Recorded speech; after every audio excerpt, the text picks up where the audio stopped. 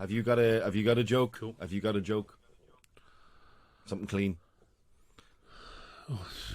Only the thing of with whom I'd like to spend a bit of time, my partner in crime. Like,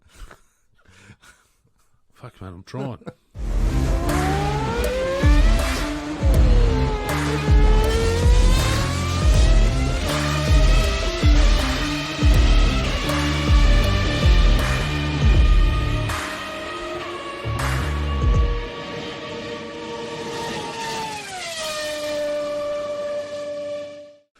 G'day everyone, welcome to another edition of the F1 Armchair Experts Podcast.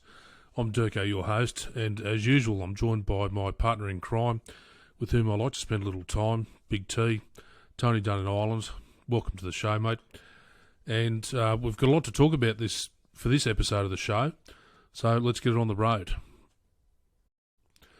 So Big T, welcome back for another episode of the F1 Armchair Experts Podcast. How are you, mate? I'm good. We've had some good news here. So restrictions have been lifted, so there's a bit of a party atmosphere here in Ireland at the moment. How are you?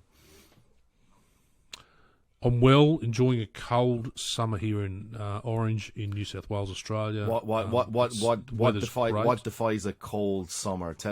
For all the Irish listeners here now who are actually sat here in woolly clothes with the heating on, and what's an Australian cold summer feel like? Anything below 30 degrees Celsius is a great day. Fuck off. Jesus Christ. Yeah, when it gets to 45 plus, that's when we start to say, okay, that's melting temperature. Anyway, enough of the weather forecast. How the other half live, huh? Snob. The other half, you're on the other side of the world. Snobs. How the snobs live. Yeah, because I ate quiche for dinner. Anyway, moving on. The first segment we're going to talk about tonight is a segment called The Cockpit. And this is a segment where we talk about cocks that have made some stupid dickhead statements about the series of motorsport we love called Formula One. And the one bloke I want to call out tonight is an IndyCar driver called Joseph Newgarden. Now, I don't know where in the space of the void between his two ears he's come up with this statement, but he has gone to accredited media and stated that F1 is not a genuine drivers' championship. Idiot. I don't know what he's thinking. T, what's your thoughts? Well, I suppose my thoughts are let's break it down. So, who is Joseph Newgarden? He joined GP3 back in 2010, I think it was. Or was it 2008 or 2010, something like that? And he was tipped to be the next big American Formula One driver, and it never materialized. I think he finished up 18th in GP3 and ended up going back to Indy Lights, which I think is what would you call Indy Lights? Indy Lights is a kind of a kindergarten version of big IndyCar, is it? It's a traineeship for real drivers. Yeah. It's the apprenticeship. Yeah, it's the apprenticeship level before you make it big time. And he's not really had a massive. It's taken him a long time to get to where he is, and I think he won. Did I read that he won the championship, the IndyCar championship? So he made it up to IndyCar, and he's won the championship 2017 and 2019. So the guy can drive. Let's not dispute it, but. But if you read into more about what he said that he would still, if he was given the opportunity, he would still race in Formula One. But the issue that I have, the issue I have, and I don't know where you sit on this, is that for someone to come out and say that Formula One isn't a drivers' championship, it's a team. It's too focused on the teams and the brands and the manufacturers.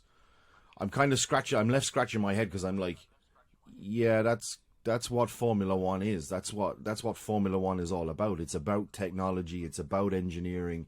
It's not like the driver doesn't design the car. It's really about it's a team sport. It's about everybody in it. So okay, you have your drivers' championship, but where the money is won, where they hand out points on a Sunday is with the teams, and that's what counts. And that's why I think I don't know, this guy's just can't agree with him. The big thing that really pissed me off is that you look at this guy, he's 31 years of age. He's said, oh, I could go to F1, I could drive F1. Look at all the drivers that have turned up at F1 over the time before. Big names that have turned up and said, I'm just going to annihilate the field. Scott Speed, Sebastian Bourdais. Admittedly, there is two there. One, Pablo Montoya, JPM, and your mate, Jacques Villeneuve. They did turn up, and they did well in F1, admittedly. But, Jacques walked away with the title. JPM got a few wins. But you look at Sebastian Bourdais. When he turned up at the old Toro Rosso, they said this bloke's just going to completely annihilate everyone. He's going to obliterate the field. There'd be no one left. There's no point having a championship because this bloke's so red hot. He turns up. The bloke couldn't drive a sharpened stick into a fresh dog turd. He was just shithouse as a driver. He was hopeless. There's our opening for our podcast. He was the There's our opening for our podcast. He was the laughing stock of any driver to come across the seas. And he should have stayed in probably the European Championships as a Frenchman. I'm not saying that IndyCar is specifically designed for American drivers, but I think it is subcategory to what F1 is. Absolutely. I know it's a bold... Absolutely. There is no... I would not disagree with you one bit. Formula One is definitely the pinnacle. IndyCar is not far behind, but you can't... See all these big shots, these big mouths coming in and saying, "Oh yeah, they're going to be tipped for the next." I remember when Bruno Senna appeared in Formula One, and suddenly we all realised that okay, this guy is Ayrton Senna's nephew, and we were expecting big things, and they planted him in a Williams. That he wasn't with Williams first. He was with You start with the HRT? Yeah, HRT. Yeah. Hispanic racing team, yeah. So he started with the HRT, moved to Williams. It was just an absolute disaster. This is what I fear for Mick Schumacher as well. I know he's part of the Ferrari driver program and all that kind of thing, and eventually, he's tipped to make it into a Ferrari, but it's just a shame to hear drivers blabbing their mouth. Like Mick hasn't done it. I don't think Bruno did it either, because obviously they've pedigree in their DNA, but they didn't come into the sport oh, we're going to do this and we're going to do that, and because of the DNA roots that they're going to suddenly win championships and get elevated to a top team. Like this guy Joseph Newgarden, I'll be honest, I only heard the name banded around a few times over the years. It's not something that's been ever on my radar. But to say that that Formula One, he's not interested in Formula One because it's not a drivers' championship, I'm kind of like, okay, well then, I'm glad you're not coming to F1. That's you asked me my thoughts. I think closing summary for me is that I'm glad he's not coming, because he's just going to be another one of these mouthy hotshots. He'll end up in a back market team. He'll prove nothing to no one, and then he'll disappear back to IndyCar. And so that's the way I feel. I mean, you think back over time. So like when Mika Hakkinen started, Michael Andretti turned up. He was another big shot name. He had the name on the passport, said Andretti. Yeah, shit, this bloke can walk on water. He can reinvent the wheel. Turned up. No, sorry, hopeless. Ron Dennis said, no, sorry mate, you're out of your league. I mean, Dario Franchitti, he tested at F1. He couldn't handle it. And Dario Franchitti was an amazing IndyCar driver. But it's horses for courses, I think, in terms of those that are suited to F1 and those that are suited to IndyCar. Some blokes are suited to Aussie V8s, the supercar series. You've got to pick and choose what course you're going to run, what series you're going to run in, and be bloody good at it. Yeah. But don't come from what I call a lesser category, being IndyCar. Admittedly, I've never watched IndyCar in my life because because I can't fathom the idea of it, because F1's just, for me, the pinnacle. Yeah. But these guys step up and say, "Look, no, I'm just going to shit it in F1," and they can't do it. Yeah. Yeah, like I said, I'm glad this guy isn't turning up in F1, to be honest. We don't need the likes of him in the sport, and it'd be a different story if he had won IndyCar on the trot, 4, 5, 6, 7, 7 world championships, 8 world championships.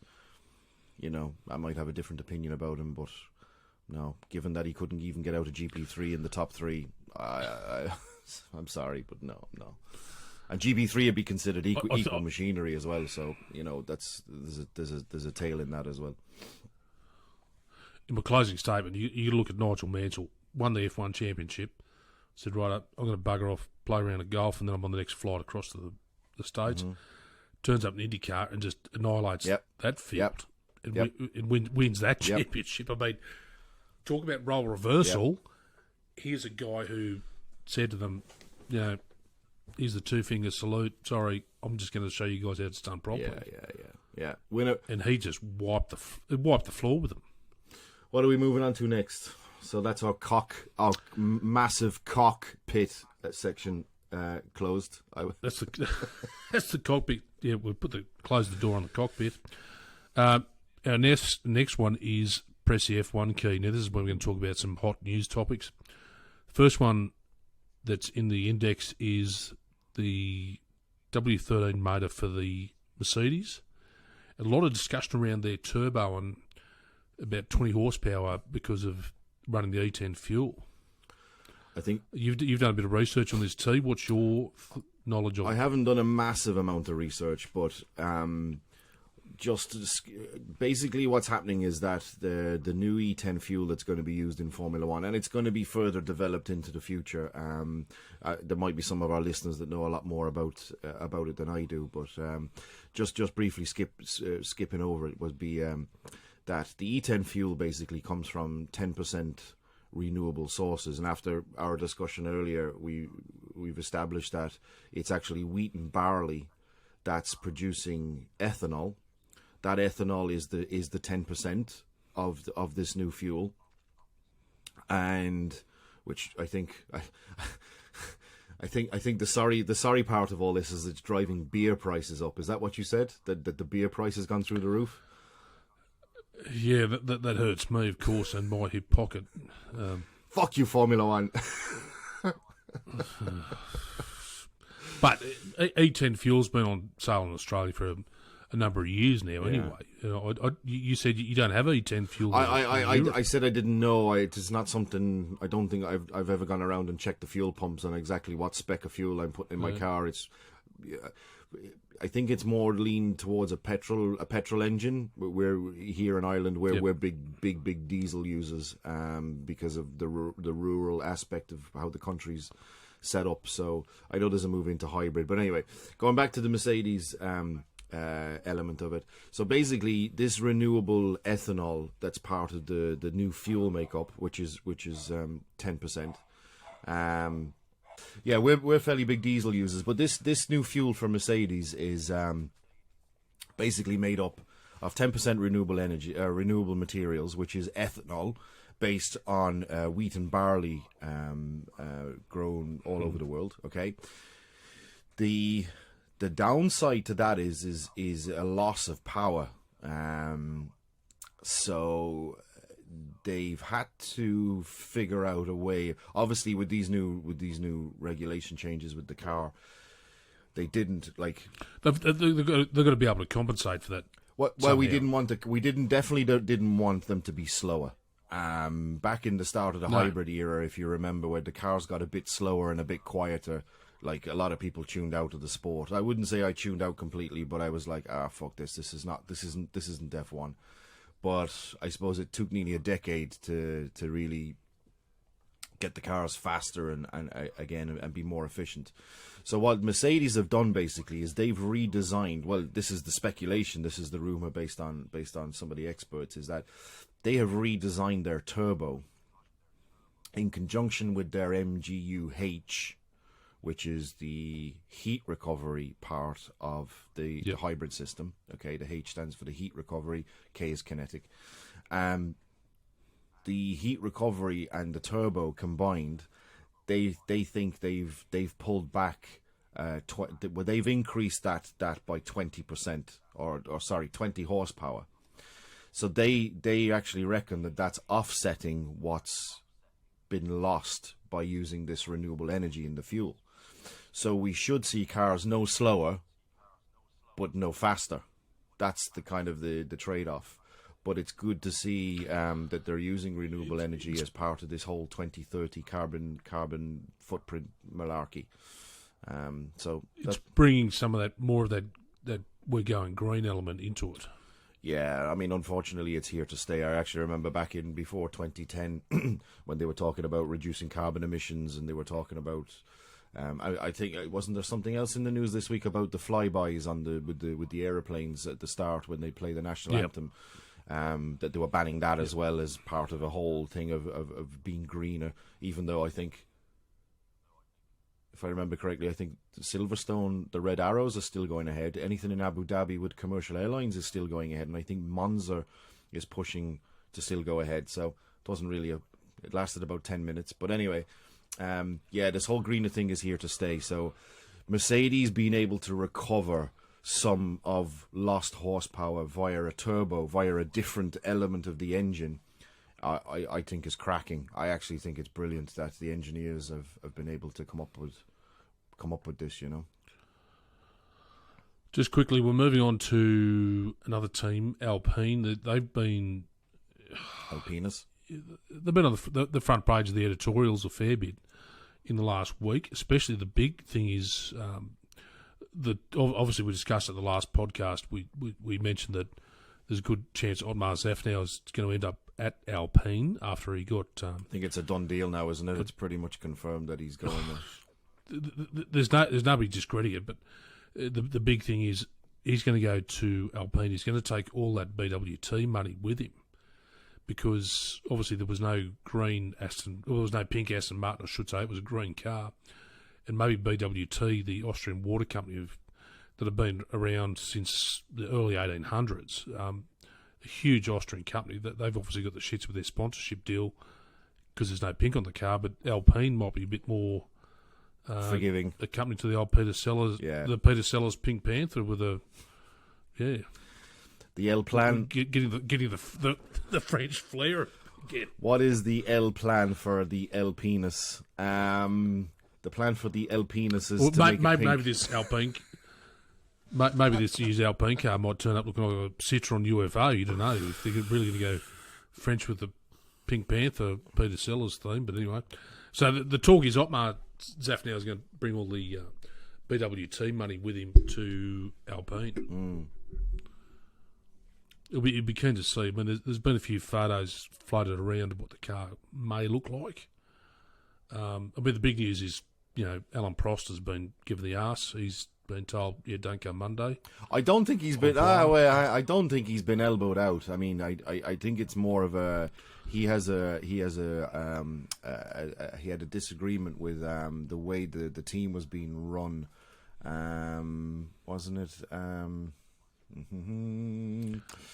Well, I know he's certainly upset with the way he was given the message that there was no requirement for him to turn up again. Yeah. He's been pretty vocal about the message, the delivery of the message. I'm just concerned about how the car is going to look like. I mean, these jokes have gone way over your head already in the last few minutes there, but we're going to end up with a giant pink Alpinus. That's two Alpines together. So we're going to end up with a giant. Moving on, Alpinus.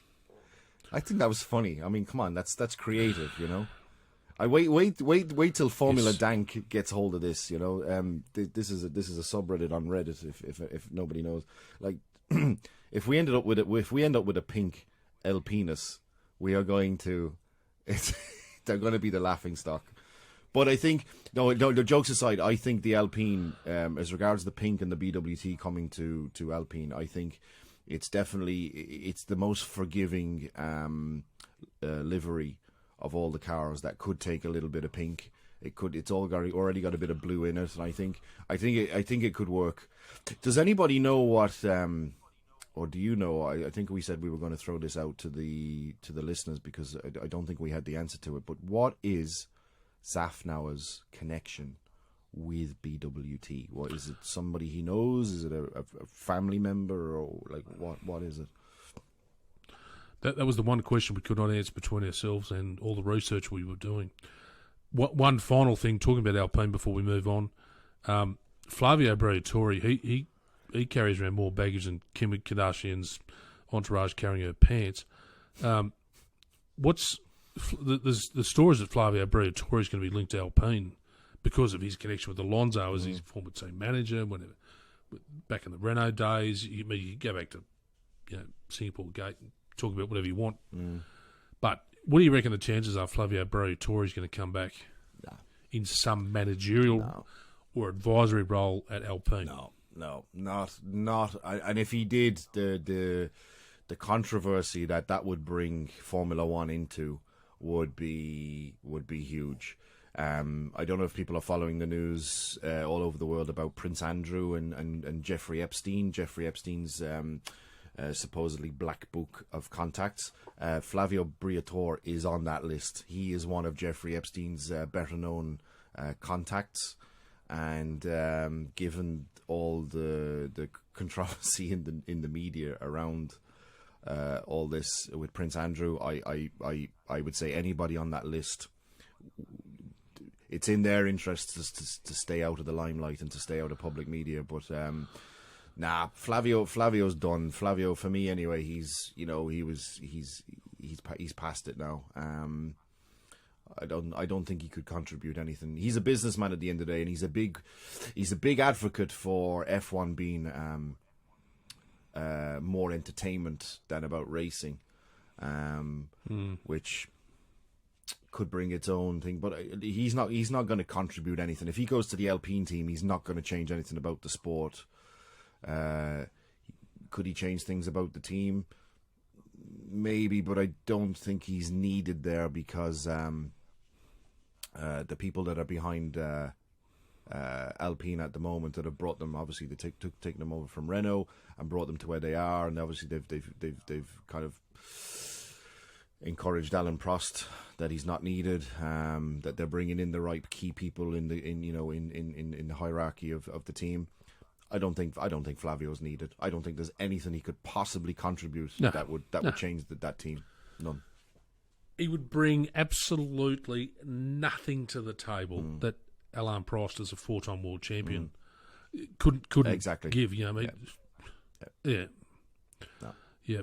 I mean, you're talking about Prince Andrew. I mean, one of the funniest memes I ever saw was he was asking for a 30-year-old escort, and somebody turned up with a escort, but it was an RS Cosworth that was out of Bredjo and had one flat tyre, and he said, no, that's not what it meant.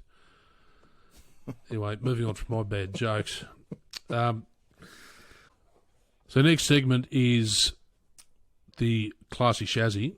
Oh. And I want to talk about the image you showed me during the week of the potential Red Bull Racing livery. Okay. Now, I think this thing looks like sex on wheels. I've never been a fan of the RBR livery.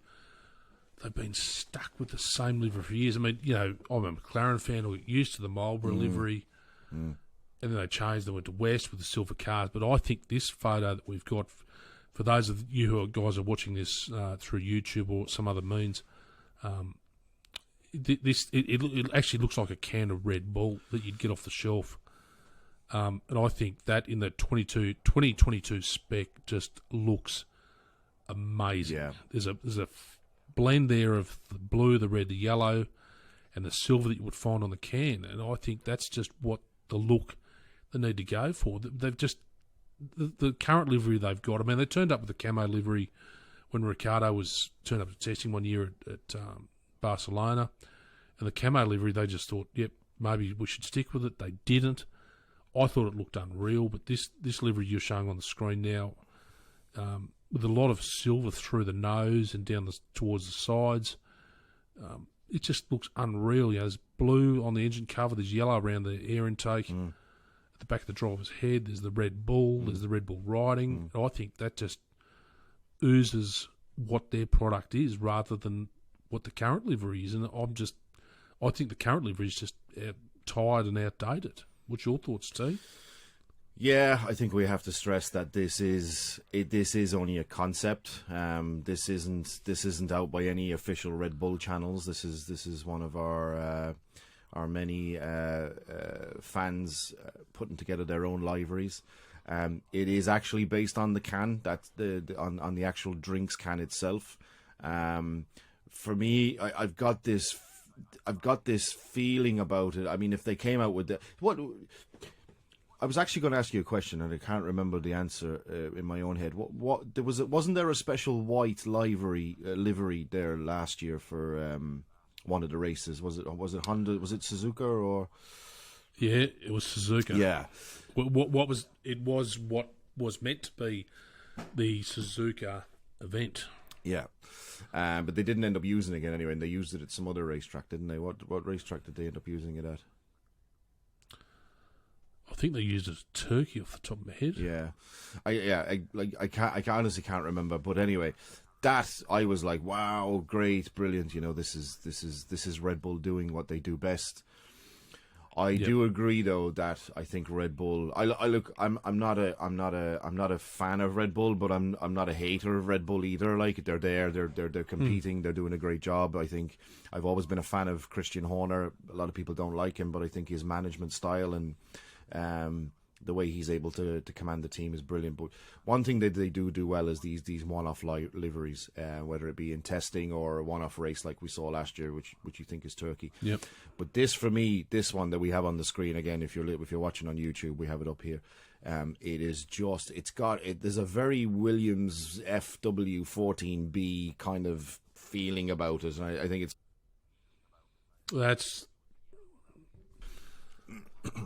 That's the car I'm thinking of. So I can just imagine where it says Red Bull down the side. I can just imagine Canon being the word there, and so forth. Yeah, because it's got a very iconic feeling about it. Now, okay, it didn't win the Red Bull didn't win the Constructors' Championship in 2021, but they controversially did win the drivers, and this would be a brilliant livery to bring into 2022 to kind of make a statement. Almost like, you know, that they're like, we're here, we're winning, we are going to return to winning ways, we are capable of doing it. Yeah, we're not just a drinks company, we're now producing our own engines, and actually with a Mercedes chief guy now at the helm, this Hodgkinson fella, he got released from his contract. The Aero guys. Yeah. No, the engine, on the engine side, didn't they Red Bull and Mercedes have agreed. They've agreed to that, yeah. They've agreed this release on this guy's contract. I think his name is Hodgkinson, and he was to do with the engine side, the engine development side, and he's now actually going to be running the development on the powertrains for Red Bull, which is massive. It's huge. It's massive news. Massive news. That means that they are very, very quickly going to be able to take what is currently only, I think I read, 0.05 seconds of a deficit behind Mercedes on the powertrain side, and actually apply Mercedes thinking to it and bring that Honda engine bring that Honda engine up either on par or past where the Mercedes is at the moment. So I would imagine this turbo redesign that we touched on earlier, Hodgkinson definitely has insider knowledge insider knowledge, and would be very quickly be able to adapt that to the Honda engine. But going back to this livery, it's just, man, I really, really hope they come out with this. Out of all the liveries that I've seen and concepts that I've seen, this is the one I want. This is the one I want to see on the racetrack this year. Because I was only thinking back to when Brendan Hartley, the Kiwi driver, was racing for Toro Rosso, and when they came out with that electric blue with a bit of silver and red. Yeah. On the Toro Rosso. I mean, that car just looked so good with that electric blue colour. It was a sexier car than what the main team's car was with the normal Red Bull livery. I thought, man, Toro Rosso, you guys are killing it with that livery. Yeah. I just thought that was unreal. So thanks for listening to episode 2 of the F1 Armchair Experts podcast. Once again, you can find F1 Armchair Experts by searching on Facebook. Until next time, from myself and Durko, stay safe and we'll talk to you again. Bye-bye for now.